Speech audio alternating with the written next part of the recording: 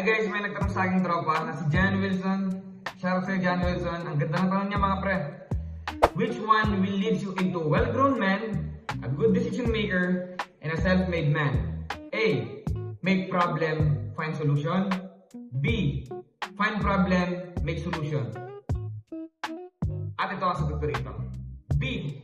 Para sa akin, find problem, make solution. For example, nasa kabundukan ka, nasa probinsya ka, na mahina yung signal. So, ikaw naman, yun yung problema nila. Walang signal doon sa lugar nila. Ikaw naman, hanap ka ng solusyon sa problemang yun.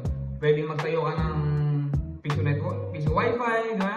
Piso net, diba? Mga ganang bagay. For example, sa lugar nyo, walang nagbibenta ng gamot. Eh, ikaw, syempre gagawa ka ng solusyon para masolusyonan yung problema nga. Magbibenta ka ng gamot. Or, diba? Sa lugar nyo, maraming lalasing. Maraming lasinggero. Eh, malalayo yung tindahan. Eh, ikaw naman.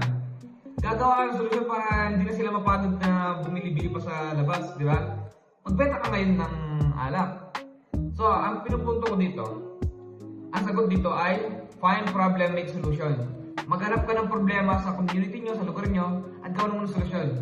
At yung solusyon yun, ang magbabayad sa'yo. Maghanap ka ng problema sa community nyo, gagawa mo siya ng solusyon, at i-convert mo siya into money. Kasi kaya nga find problem, make solution. Kasi ito yung maglilid sa'yo into well-grown man na sinasabi niya. Na syempre magiging problem solver ka ngayon, ikaw ngayon problem solver. At gusto ng mga tao yan, yung mga matatalinong tao na lagi nagsusolusyon. Ayun, yun yung tanong niya, di ba?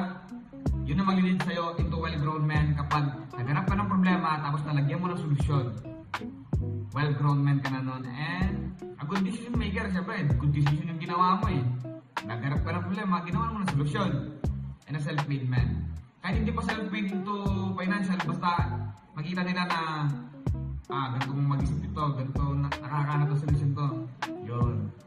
Yung solusyon doon. Yun yung mag-lead sa'yo into well-grown man. Yun lang, di ba? Problem x solution equals money. Yun lang. Maraming salamat sa'yo kaibigan. God bless. Ingat.